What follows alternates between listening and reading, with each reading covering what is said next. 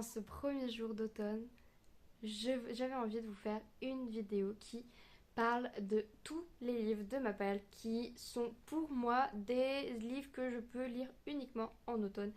Donc il reste encore beaucoup de livres de fantasy derrière moi, mais j'estime que ce sont des livres que je peux potentiellement lire en hiver, en printemps ou en été. C'est pas vraiment des fantasy automnales pour moi. Vraiment, j'ai un genre littéraire, plutôt un style d'histoire pour l'automne que je veux vraiment lire que en automne, qui pour moi en été ça sera pas la bonne saison pour savourer le texte, ni me mettre, ni m'imprégner de l'histoire. Donc je vais vous présenter tout de suite ma palle, mon mood automnal.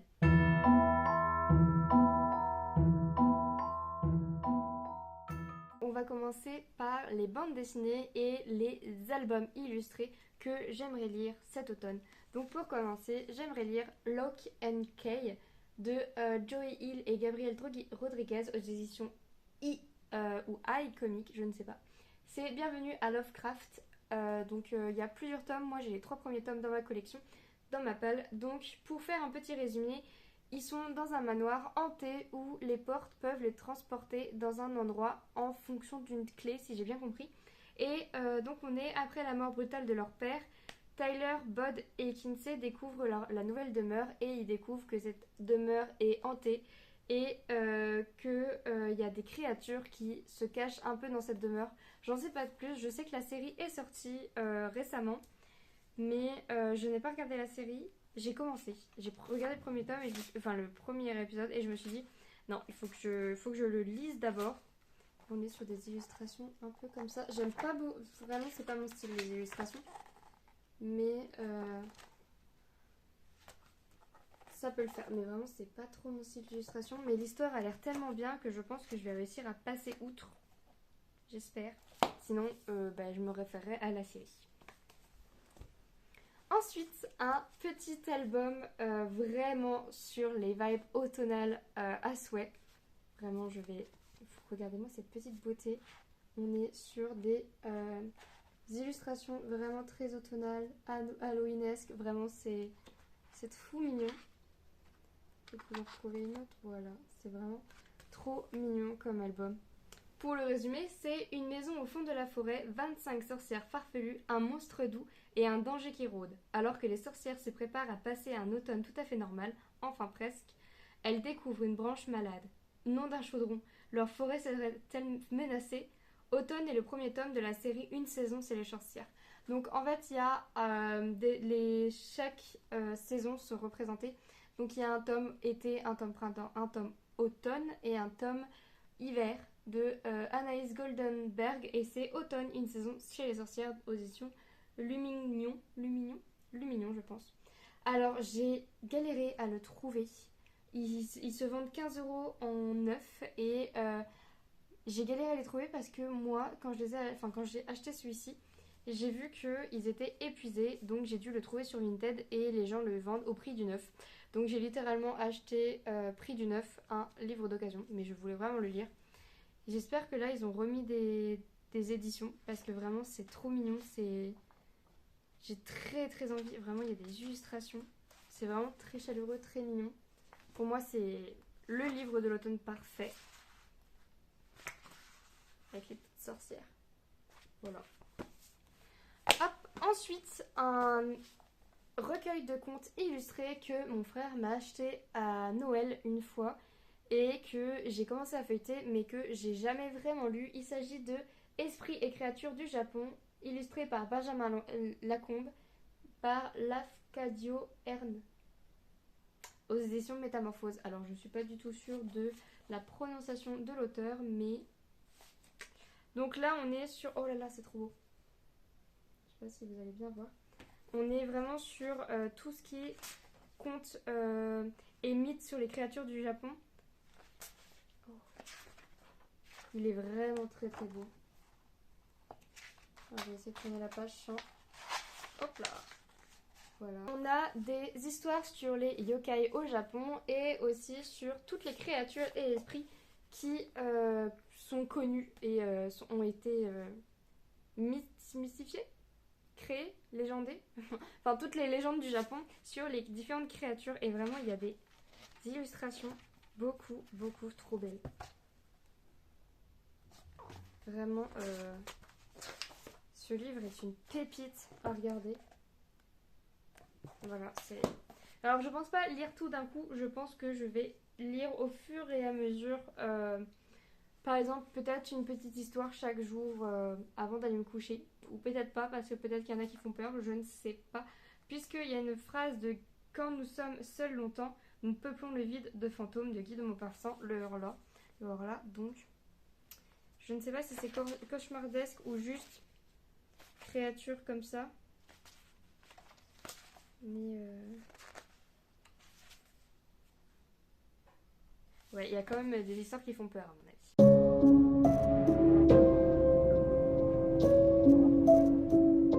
Ensuite, passons au roman jeunesse, fantasy, fantastique. Alors j'ai pas trop su comment les classer, mais comme c'est des œuvres jeunesse, je me suis dit on va mettre tous les romans jeunesse au même endroit. Donc le premier, il s'agit de Nevermore de Jessica Townsend, les défis de Morrigan Crow aux éditions PKJ. Et là on est sûr que Morrigan Crow est née le jour du Merveillon, ce qui signifie deux choses: elle est maudite et elle est condamnée à mourir à minuit le jour de son 11e anniversaire. Des thèmes magiques, malédiction et tout ça, donc moi je trouve que c'est parfait pour l'automne, tout ce qui est malédiction, maléfice, j'aime beaucoup. Ensuite nous avons L'apprenti épouvanteur, tome 1 de Joseph Delaney aux éditions Bayard Jeunesse. Alors là, bien évidemment, moi je suis rendue au tome 3, mais je vous montre le tome 1 qui est... celui-ci n'est plus dans ma palme, mais c'est le tome 3 qui y est. Et c'est vraiment pour moi, du coup c'est Bayard Jeunesse, je ne sais pas si je vous l'ai dit, c'est vraiment pour moi l'œuvre, la saga, la série à absolument lire l'automne. Peut-être plus proche d'Halloween que... oui, vraiment, il faut plus le lire en octobre que dans un autre mois, parce que c'est un chez cauchemardesque, ça fait un peu peur, mais vraiment un peu à la... C'est vraiment un roman jeunesse où on suit, alors si je me rappelle bien, je crois qu'il s'appelle Tom ou Thomas. Tom. C'est Tom qui est le septième fils d'un septième fils et le septième fils d'un septième fils, pardon, et doit devenir l'apprenti de l'épouvanteur. Donc il doit apprendre auprès de l'épouvanteur à emprisonner des sorcières, tuer des monstres, sauver un peu les hommes de ces créatures surnaturelles. Et alors, moi je me souviens que je l'ai commencé le tome 1, j'étais assez jeune, je devais avoir 12 ans. Et je me rappelle que, attention, histoire à ne pas lire la nuit, je le lisais la nuit pour me faire peur.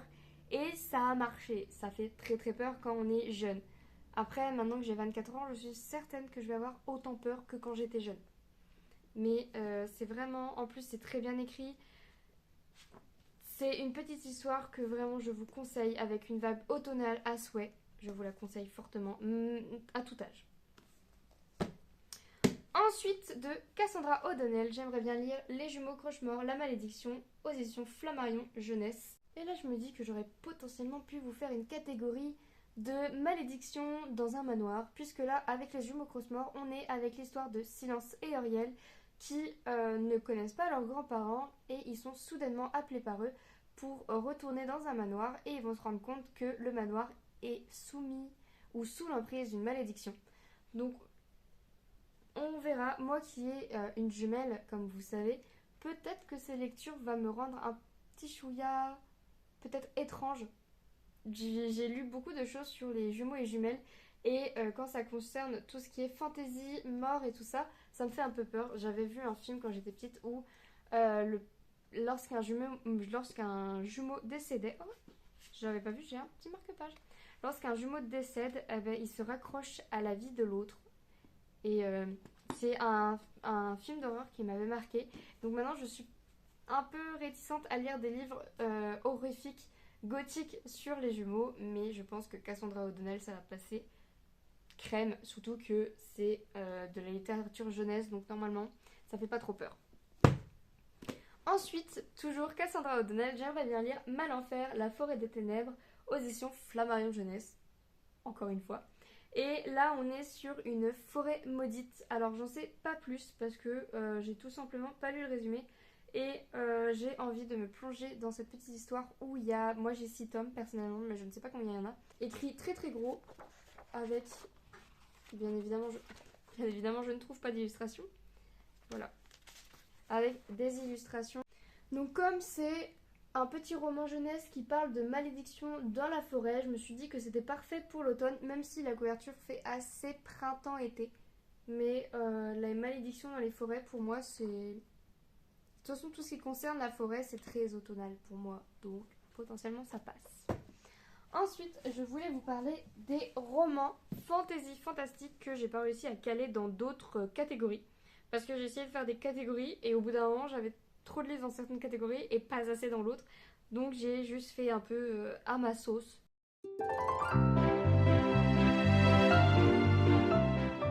Il s'agit de God's Killer de Anna Kenner aux éditions des Saxo, un roman qui comporte comme thème les dieux et donc on suit Kisen, si ça se dit comme ça, qui est une déicide, donc c'est une personne, une chasseuse, une tueuse de dieux et elle voue une haine dévorante, vraiment elle déteste les dieux, tout ce qu'elle veut c'est les tuer, les anéantir, sauf qu'un jour elle va rencontrer sur son chemin un dieu qui est amnésique et qui est lié à la vie d'une jeune noble. Et donc, elle n'est pas capable de le tuer puisqu'elle n'a pas envie de tuer cette pauvre jeune fille qui est innocente. Et donc, elle va faire un bout de chemin avec ce dieu amnésique. Et donc, j'en sais pas plus parce que le résumé n'en dit pas plus et j'ai pas envie de me spoiler. Tant que ça, j'aime bien découvrir les livres sans trop me spoiler. Mais hop, voici cette beauté. C'est une merveille, c'est une beauté, il est trop beau. Rien que pour sa couverture très orangée avec des feuilles qui tombent, un peu les bois, le cerf et tout, je trouve que ça doit être un livre parfait pour l'automne. J'espère que je ne me trompe pas et que je vais adorer ma lecture cet automne avec ce livre. Ensuite, un livre que je dois lire depuis des lustres, vraiment, je dois le lire depuis le lycée puisque je l'ai acheté avec mon pass culture au lycée. Donc ça date, il doit avoir au moins 6 ans dans ma palle celui-ci. Attendez, je vérifie s'il a au moins 6 ans. 2017. Oui. Oui, 2017. Je pense que oui. Ça fait plus que 6 ans qu'il est dans ma palle, mais non, sérieusement. Waouh. Bref, il s'agit de Shade of Magic de V.E. Schwab, audition Lumen. Tout ce que je sais de ce roman, parce que vous savez, j'aime pas trop me spoiler sur les résumés, c'est qu'on est dans un monde magique où on peut aller d'un monde à l'autre et quel est le dernier des magiciens de sang, des sorciers capables de voyager d'un monde à l'autre. Donc on est en plein cœur de Londres, si je me trompe pas, c'est Londres. Et oui, il y a 4, dont Londres est à chaque fois le cœur de l'âme. Donc je ne sais pas du tout vraiment de quoi il parle parce que je me rappelle que je l'ai acheté parce qu'il y avait une hype phénoménale sur les réseaux sociaux et de toute façon V. Schwab a toujours une hype phénoménale en ce moment en 2025 et j'avais vraiment trop envie de me le lire et du coup je l'ai acheté avec mon pass culture et bien évidemment comme moi à chaque fois que j'achète un livre eh ben, il passe 10 ans dans ma palle avant que je les lise, ce qui n'est franchement pas bien mais ça me fait une petite bibliothèque à moi comme ça. Et donc, comme on aborde le thème des sorciers et sorcières, je pense qu'il est préférable de parler des sorcières. Donc, je vous ai fait une pile de livres qui parlent de sorcières. Le premier, il s'agit de Le Royaume des damnés de Kerry Maniscalco aux éditions des Axus et on est sur Emilia et sa sœur jumelle. Je ne savais pas. Donc encore une fantaisie sur les jumelles, génial. Sont des Strudge, des sorcières qui vivent secrètement parmi les humains, évitant d'être remarquées et persécutées. Un soir, Victoria manque le service du dîner dans le célèbre restaurant sicilien de sa famille.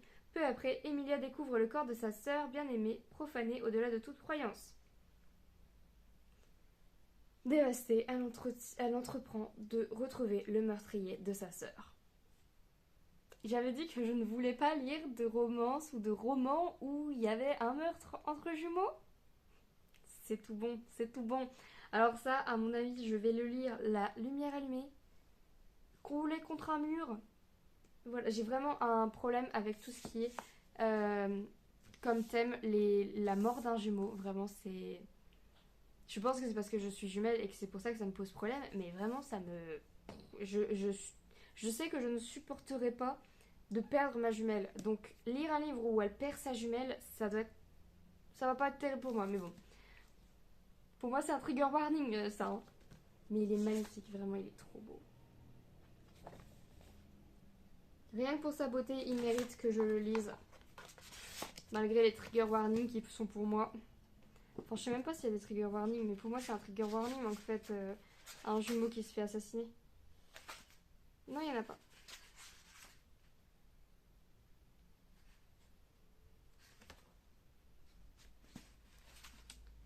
Surtout que ma soeur, elle s'appelle Victorine et la jumelle, elle s'appelle Vittoria. C'est un petit peu trop ressemblant pour moi. Ensuite, j'aimerais découvrir les romans de Margaret Rogerson. Donc dans ces belles éditions grimoire, beaucoup trop belles. Alors celui-là, je me suis rendu compte que potentiellement, il faudra plus que je le lise en novembre, pardon. Parce que derrière, c'est retrouver Elisabeth, Nathaniel et le démon Silas dans ce charmant conte d'hiver. Mais il fait très printemps, la couverture. Je ne sais pas, je sais pas. Dites-moi en commentaire à quelle saison, si vous êtes comme moi à lire les livres uniquement dans la saison où ça se déroule, où potentiellement l'atmosphère est la plus proéminente, on va dire. Ce livre-là se lit quand? En hiver, en printemps, en automne? Pour vous, c'est quand? Parce que, mais regardez-moi déjà la beauté. Il est magnifique. Il est trop beau. Je ne sais pas si je vous ai dit, mais c'est aux éditions Big Bang et c'est l'édition Grimoire. C'est Mysteries of Thorn Manor, c'est ça? J'ai du mal à lire les lettres comme ça. Et donc ça c'est le premier et celui que je vous ai montré c'est le 1,5e tome. Et là on est sur Sorcery of Thorn aux éditions Grimoire Big Bang. D'après ce que j'ai compris, on est sur Elisabeth qui passe sa vie dans une bibliothèque et elle va se rendre compte qu'il y a un sortilège, une espèce de malédiction qui est dans cette bibliothèque qui va un peu piéger... Attendez. Elisabeth se retrouve prise au piège d'une conspiration vieille de plusieurs siècles. Bien malgré elle, elle doit trouver secours auprès du sorcier Nathaniel Thorne et de son mystérieux serviteur Silas. Les grandes bibliothèques ne sont pas seules en jeu, le royaume entier est en péril. Elisabeth va devoir remettre en question tout ce en quoi elle croyait, car s'ouvre devant elle une voie qu'elle n'aurait jamais pu imaginer. Donc oui, c'est pas uniquement les bibliothèques, mais c'est le monde entier qui est en danger de ce maléfice. J'ai vraiment très envie de les lire. Après, moi j'ai une toute petite mémoire en ce moment, donc en vrai je peux lire les résumés et je m'en souviendrai plus. J'ai vraiment une minuscule mémoire, c'est effrayant de ne pas avoir de mémoire comme ça. Oh mais c'est une illustration. Hop. Ensuite, le célèbre, je n'ai même pas besoin de le présenter je suppose, le célèbre roman de Gregory McGeer, Wicked, la véritable histoire de la sorcière, de la méchante sorcière de l'Ouest, aux éditions Brajlon, que j'ai eu très beaucoup de mal à l'acheter, à me le procurer, vraiment, depuis que le film est sorti. Il y a eu une hype autour de ce roman et les gens se sont mis à le vendre 80 €. Il y a une dame, elle le vendait 4 €, je l'ai acheté aussitôt. Mais 80 €. Mais c'est vous qui l'avez écrit le livre pour le vendre à ce prix? Non mais c'est pas possible. Il est trop beau en plus. Oh, oh, oh. Je sais pas si vous voyez. Ah là vous voyez bien. Il est trop beau. Mais vraiment je comprends pas pourquoi les gens mettent des prix aussi faramineux quand ils voient que un livre ou un film à la cote en ce moment. Trop beau. Vinted quoi. Les plaisirs de Vinted. Ensuite, toujours dans les sorcières, le pacte de la sorcière de Vera Strange, Disney Shield. Alors au début, je voulais le mettre dans réécriture de conte parce que j'ai une pile de réécriture de conte. Mais vu que là, on est sur la sorcière Ursula, je me suis dit sorcière, c'est la sorcière des mers. Donc, ma chère, ma douce enfant, avance donc, n'aie pas peur. Shelley Anderson, 11 ans, n'a qu'une envie, être populaire dans son nouveau collège. Il faut dire qu'entre le divorce de ses parents et le déménagement avec sa mère et son petit frère, la vie n'est pas facile pour elle. Et effectivement. Alors le jour où elle découvre un mystérieux coquillage qui lui fait rencontrer Ursula, la sorcière des mers, Shelley décide de saisir l'occasion. Elle passe un pacte avec Ursula et tout commence dans sa vie. Et tout change dans sa vie. Ouf. Mais très vite, la gloire dont elle rêvait se transforme en cadeau empoisonné et Shelley n'a plus qu'une idée en tête, annuler ce pacte avant qu'il ne soit trop tard.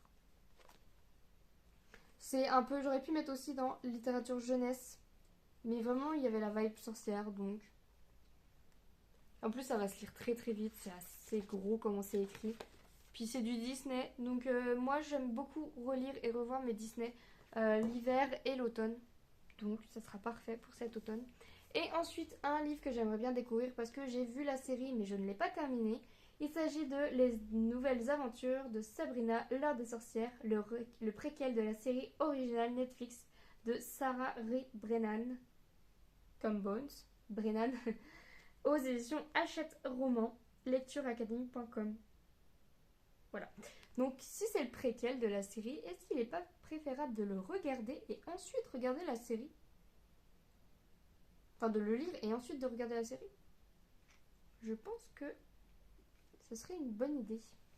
J'ai très envie de me refaire les séries type Halloween automnale pour cet automne. Donc ça va être parfait. D'ailleurs, si vous avez des séries spéciales automne, Halloween, sorcières que vous pouvez me conseiller, je serais vraiment heureuse.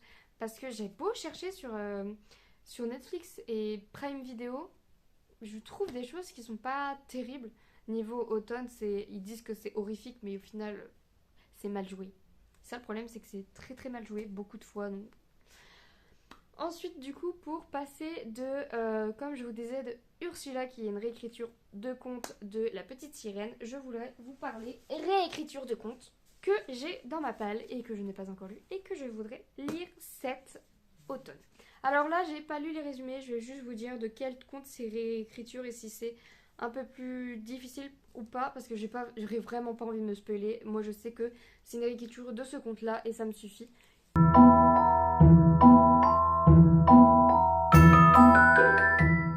Si vous voulez avoir les résumés, vous avez tout en barre d'infos si besoin.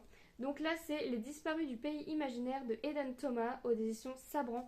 Et là, on est sur une réécriture de Peter Pan avec Wendy Wendy a été portée disparue avec ses deux frères et moi, j'en sais pas plus. Et je trouve qu'il est trop beau. Il a été très très hypé sur les réseaux pendant un moment. Je ne sais pas si c'est encore le cas. Mais vraiment, il est trop trop beau. Voilà, donc ça c'est une réécriture de Peter Pan avec Wendy et ses frères. Là, on est plus sur une lecture pour novembre parce qu'on est sur La complainte de Sally de Marie Mangucci. Donc c'est les Disney, Twisty Tale, Hachette et Rose. Et là, on est Et si Sally avait découvert Christmas Town? Donc on est sur Noël et Halloween en même temps. Il est trop beau aussi. Mais en fait, je l'aimais. Pour moi, le mois la saison d'automne, c'est septembre-octobre. Et à partir du 15 novembre, là, c'est les lectures de Noël, hiver. Donc, à mon avis, celui-là, le 15 octobre, il passe. Enfin, le 15 novembre plutôt. Il passe. Il est trop beau. Pour moi, c'est une lecture entre Halloween et Noël. Et il va bien faire la transition entre mes lectures automnales et hivernales. Ensuite, on a Esprit Rebelle qui est pour le Punking Autumn Challenge que j'avais mis. Et c'est de Maggie Stiefwater. Donc c'est des Hachette et Rose encore. Et si vous n'aviez qu'un an pour sauver tout ce que vous aimez. Tout ce que vous aimez. Je crois que j'avais déjà bugué sur cette phrase. Donc c'est la réécriture de Rebelle de Disney. Et il est vraiment trop trop beau. Il est trop beau. Ensuite, à mon avis, c'est une réécriture de La Belle au bois dormant. Il s'agit de Le bois sans songe de Laetitia Arnould aux éditions Magic Mirror édition. Donc là, c'est aussi une réécriture de Belle au bois dormant, je suppose. Ensuite, Nina Gorlier, c'est La Belle au bois perdu, Magic Mirror édition. Et je pense que c'est La Belle et la Bête. à mon humble avis. Ensuite, Ce que murmure la mer de Claire Carabas. Carabas. Toujours aux éditions de Magic Mirror. Une réécriture de La Petite Sirène, je pense, vu la couverture. De Laetitia Arnould, encore une fois, c'est Ronce Blanche et Rose Rouge. Alors, c'est Blanche-Neige et Rose Rouge des frères Grimm. Je connais pas du tout Rose Rouge, donc on verra bien le conte. Et ensuite, ça parle de lui-même dans le titre, pardon, une réécriture du Lac des Cygnes de Alice Sola. Ouais. Donc ensuite, pourquoi pas passer sur une catégorie de romance gothique, romantaisie. Alors j'ai mélangé la romantaisie et la romance gothique ensemble. Comme ça, bah, ça fait une belle petite pile.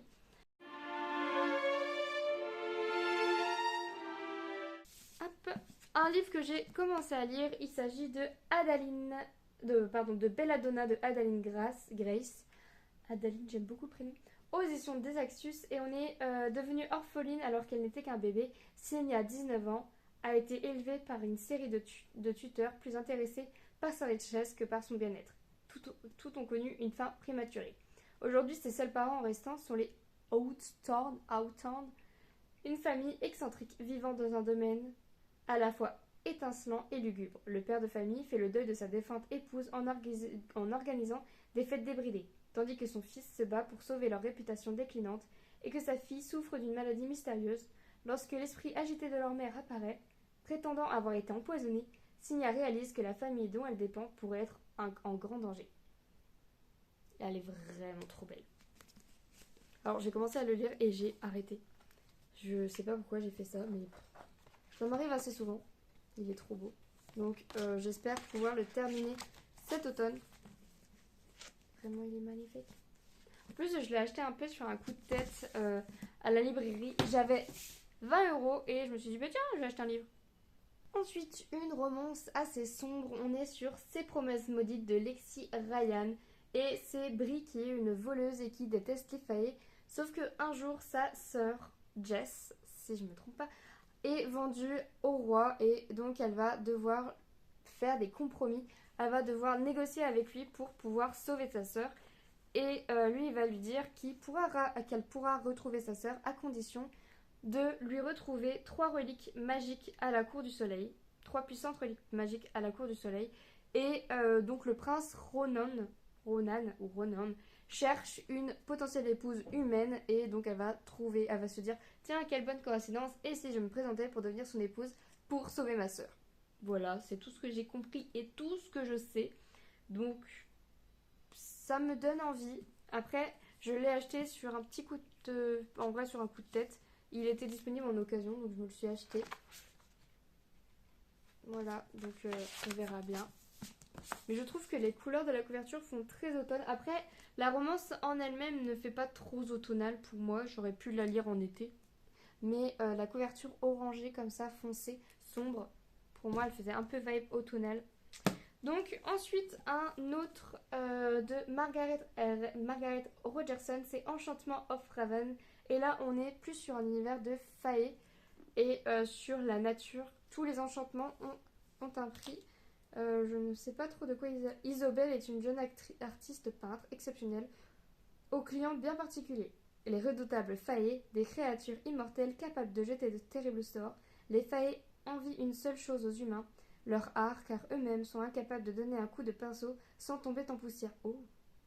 Le talent d'Isobel est si convoité que Corneille, le prince d'automne, parfait pour l'automne, je vous le dis, lui demande un portrait. Mais la jeune femme va commettre une grave erreur et mettre le prince dans une position difficile, qui pourrait bien lui coûter la vie. Furieux, Corneille l'entraîne sur les terres des faillés pour comparaître devant un tribunal.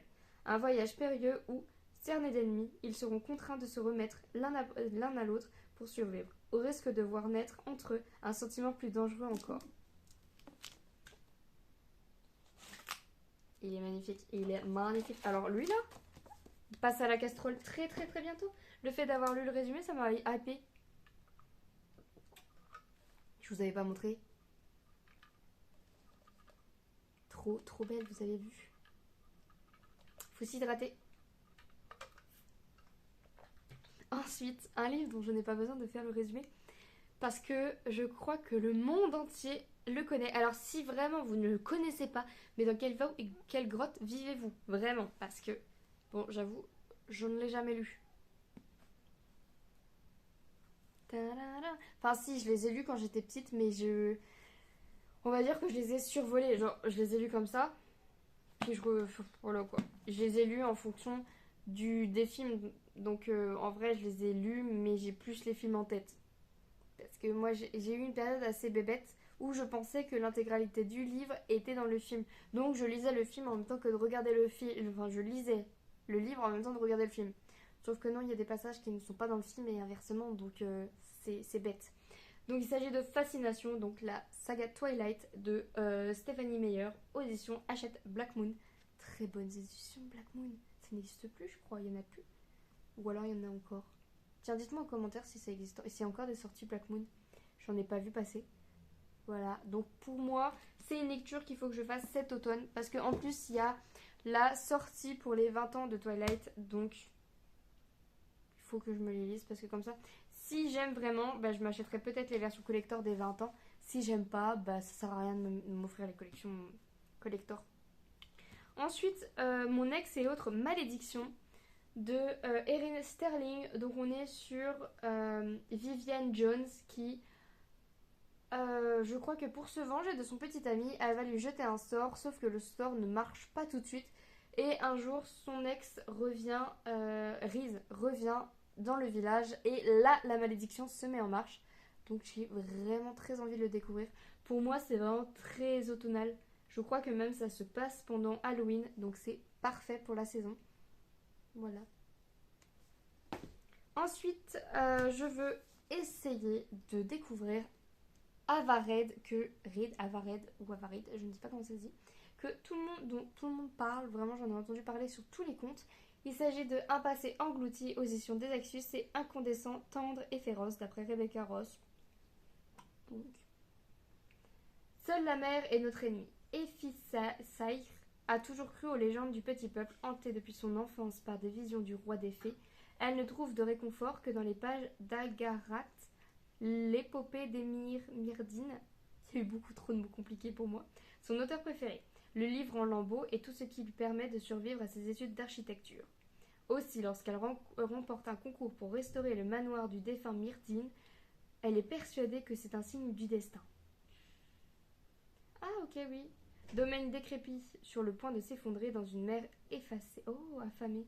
Le manoir d'Iraet est un lieu perché à la frontière entre les mondes peuplés d'êtres mystérieux.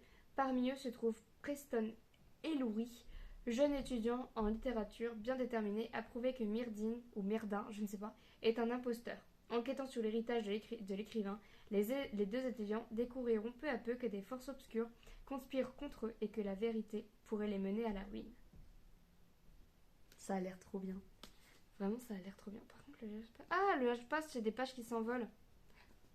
J'ai un peu trop foncé pour le voir. Ah, mais on le voit bien en caméra. Par contre, en réel, on le voit pas très bien. Waouh, waouh, waouh, waouh, waouh. Je ne l'avais pas ouvert. Je ne l'avais pas ouvert. Il est magnifique. Il est magnifique. Waouh.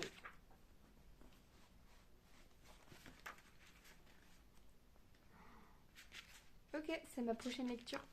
C'est ma prochaine lecture. Enfin, ma prochaine lecture après Margaret Rogerson. Mais c'est ma prochaine lecture, il a l'air trop bien. Ensuite, une romance gothique, comme je les aime en ce moment, parce que juste après, je vous parlerai de ma lecture en cours. Là, il s'agit de Camera Obscura, Le Chant des Morts de Maël Desart, ou Desart, aux éditions Rajo. Et on est au 19e siècle, à Londres, il y a la puanteur. Je ne sais plus si ça s'appelle la puanteur, vraiment. Mais la ville est plongée dans l'obscurité par une brume perpétuelle, plus inquiétante encore. Certains cadavres se relèvent. Léandre, jeune lord et étudiant en médecine, est persuadé que ces créatures sont la clé pour sauver sa sœur atteinte d'une maladie incurable. Il est prêt à tout pour percer leur mystère et même à s'allier avec Winifred, une journaliste aussi brillante qu'exaspérante. Une romantaisie gothique audacieuse de Maël Desart. Donc, mais je ne sais plus, c'est La Puanteur, je crois que ça s'appelait. Il est trop beau. Donc, une romance au 19e siècle à Londres. Moi, je signe parce que j'aime trop ça. J'aime vraiment trop les trucs qui se passent au 19e siècle à Londres. Comme par exemple Anatomy Love Story de Sana Schmartz. Audition Albin Michel. Donc là, on a aussi une romance gothique qui se passe au 19e siècle avec Hazel qui rêve d'être chirurgienne, mais elle est dans une époque et dans un pays où les femmes ne sont pas chirurgiennes. Les femmes deviennent des femmes mondaines qui préparent des soirées pour leurs maris et pour montrer qu'elles sont des épouses exquises et des personnes qui n'ont pas de pensée, des femmes qui utilisent leur voix pour parler sans montrer qu'elles sont intelligentes. C'est ça, le monde dans lequel Hazel vit. Et sauf que Hazel, elle est courageuse et elle a un rêve, c'est de trouver le remède qui a tué son frère. Son frère est décédé malheureusement de la fièvre romaine. C'est une fièvre qui, ils appellent la fièvre romaine parce que c'est une fièvre qui ressemble à l'assassinat de César, donc comme des petits coups de couteau partout dans le dos. Et donc elle rêve de sauver les gens. Enfin, elle rêve de sauver tous les peuples, tous les habitants de Édimbourg de cette fièvre en découvrant le remède. Donc pour ça, et là, c'est là où est le gothique, pour ça, elle va devoir se déguiser en homme pour intégrer les cours du plus grand chirurgien de Édimbourg, Bisham, Bisham, Bisham. Et pour suivre ses cours et pouvoir apprendre plus facilement, elle va demander à un résurrectionniste, si je dis bien le mot, d'aller lui déterrer des corps et elle va le payer pour pouvoir disséquer les corps et pouvoir les étudier pour pouvoir trouver un remède à cette fièvre. Donc on est sur une romance où le gars il déterre des cadavres, elle souhaite devenir une chirurgienne. Quelle belle romance! Mais vraiment, j'en suis à... Attendez, je suis à la page 246 sur 400 et je peux vous dire que pour le moment, c'est un sacré coup de cœur. La plume est magnifique, l'histoire est géniale, le personnage principal est badass et vraiment courageuse. Elle est vraiment... En fait, elle est quand même... Elle fait partie de la noblesse, c'est une femme mondaine qui participe à des soirées mondaines, qui est fiancée depuis sa naissance à un homme qu'elle n'aime pas, mais qui est son cousin. C'est problématique, on est d'accord? Mais à cette époque, c'était pas problématique. Donc elle est fiancée à son cousin depuis sa naissance. Elle participe à des soirées mondaines. Elle s'habille de façon très très noble, avec des belles petites robes bien coquettes. Et le soir, eh ben, elle dissèque des corps et elle est couverte de sang. Ça fait... vraiment, j'adore. J'ai juste envie, c'est de retourner dans ma lecture. Je l'adore, je le dévore. Ensuite, dernière catégorie, nous allons rencontrer les fantômes. Qu'est-ce que un automne sans fantômes? C'est un automne qui n'existe pas, on est d'accord, parce que les fantômes, c'est pour Halloween. Je suis entourée de petits fantômes, là, 1, 2, 3. Normalement, il y en a un autre, mais je ne sais pas où il est, ou des crânes morts. Enfin, des crânes morts. Si on voit le crâne, c'est qu'il est mort.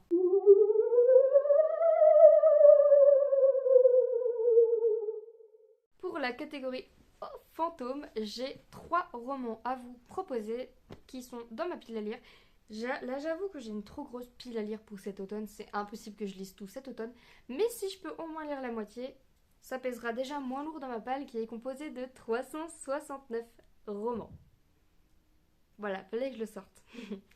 Donc, pour commencer, nous allons parler de Eden Thomas, dont je vous ai déjà parlé pour la réécriture de Peter Pan. Donc là, on est sur Cemetery Boys et on est sur... alors, je ne sais pas si c'est Yadriel, je pense. Si les femmes peuvent guérir, les hommes, eux, savent rappeler les esprits parce qu'il tient à prouver à sa famille qu'il possède bien les pouvoirs de son genre. Il se rend dans l'église du cimetière afin d'invoquer un fantôme. Arme magique au poing et meilleur ami pour l'aider, il fait alors de son mieux pour convoquer l'âme de son cousin décédé afin de comprendre les raisons de sa mort. Alors qu'il pense avoir réussi, il découvre que le fantôme qu'il vient de ramener au milieu de l'église familiale n'est pas tout à fait le bon.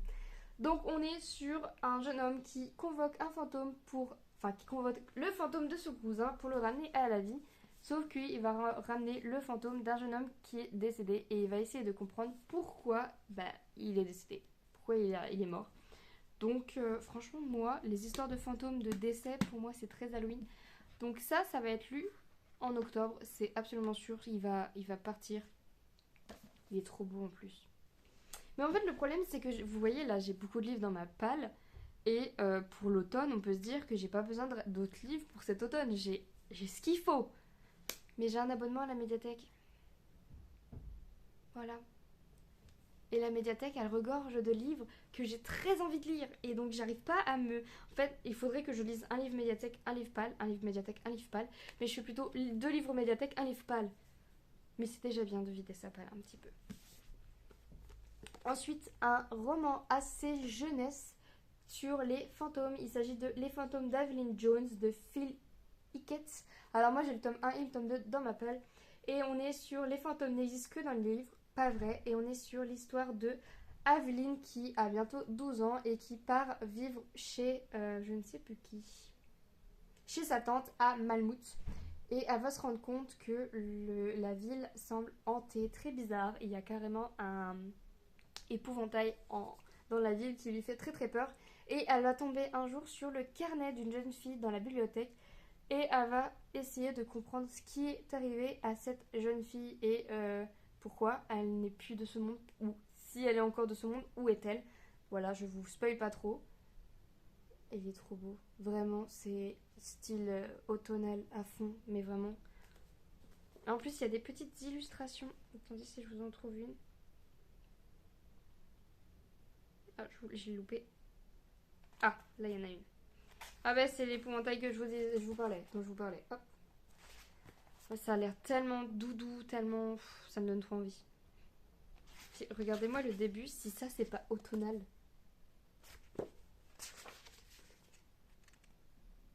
Voilà, c'est automne à fond. Et le dernier livre dont je vais vous parler, et j'aurais pu le mettre dans les réécritures, il s'agit de Les fantômes de Sleepy Hollow de Serena Valentino, aux éditions Disney, Hachette et Rose. Voilà. Et on est les 200 anniversaires de l'apparition du cavalier sans tête à Sleepy Hollow approche à grands pas. Mais Kate n'a aucune envie de participer aux célébrations. Descendante de la première Katrina Van Stassel, elle sait très bien ce qu'on attend d'elle. Perpétuer l'héritage de son ancêtre en épousant son petit ami de toujours et en reprenant les rênes du domaine familial. Pourtant, elle rêve d'une autre vie, loin de Sleepy Hollow. Mais lorsque Kate rencontre Isadora, une nouvelle élève de son lycée, et reçoit le journal de Katrina Van Stassel, le passé et le présent se mélangent de manière troublante. Une légende insoupçonnée commence à prendre forme, l'obligeant à envisager que les fantômes puissent réellement exister et à remettre en question le destin qu'elle entend écrire. Et avec qui? Il est trop beau. Regardez-moi ça comme il est trop beau. L'intérieur, il est tout rouge. Voilà, voilà. Vraiment, j'ai de quoi lire cet automne. Il y a le petit cavalier sans tête là. J'ai de quoi lire cet automne. Oh, j'ai très envie. En fait, à chaque fois que je feuillette les livres que je dois lire cet automne, j'ai très envie de les commencer. Mais il faut faire un choix parce que je peux pas lire tous les livres en même temps et il faut déjà que je termine celui-ci. Donc voilà, après une sélection de je ne sais combien de livres, attendez, je vais compter et je reviens. Je vous ai donc présenté 34 livres pour cet automne. En vrai, c'est probable que je lise 34 livres. En vrai, 34 livres, c'est possible. Pas vraiment. Au moins la moitié. En vrai, si je lis 15 livres cet automne sur ma palle, je suis vraiment trop contente. Donc voilà, n'hésitez pas à me dire en commentaire si vous avez lu certains livres de ma palle. Ça me pousserait peut-être à les sortir en premier. Et surtout, n'hésitez pas à me dire, vous, votre palle à vous d'automne, parce que une fois que j'aurai lu tout ce petit monde, eh ben, il va falloir que je remette des petits nouveaux dans ma palle. Et la meilleure des choses, c'est quand on rachète des livres pour recompléter sa bibliothèque, des livres qu'on n'a pas encore lus et qu'on peut lire, des livres à nous qu'on possède et qu'on peut lire à tout moment. Vraiment, c'est le meilleur. C'est pour ça que j'ai une palle aussi grande, c'est que j'ai peur de me retrouver à ne plus avoir de livres. Bon après, avec une palle de 369 livres, il est impossible... 369 hein, ou 368 369, j'en ai racheté 2 autres. Je pense que c'est ça. C'est impossible que je sois dépourvue un jour de livres. C'est impossible que je n'ai plus de livres sous la main. Mais on ne sait jamais. Et dans cette peur cruelle qui est le manque de lecture, un jour, un dimanche où je peux pas aller en librairie en acheter un, je préfère avoir plein de livres dans ma bibliothèque, à portée de main. Donc je pense que je ne descendrai jamais ma pile à moins de 100 livres parce que pour moi c'est une sécurité. Je pense que c'est bien. Après je me dis que ça veut dire que quoi qu'il arrive dans ma vie, je lirai jamais les 100 derniers livres de ma palle. Parce qu'à chaque fois que je descendrai à 100, eh ben, je rachèterai des livres. Faut que je trouve un moyen de pouvoir tout lire quand même. Donc voilà, n'hésitez pas à liker, commenter et à vous abonner. Gros bisous et joyeux automne.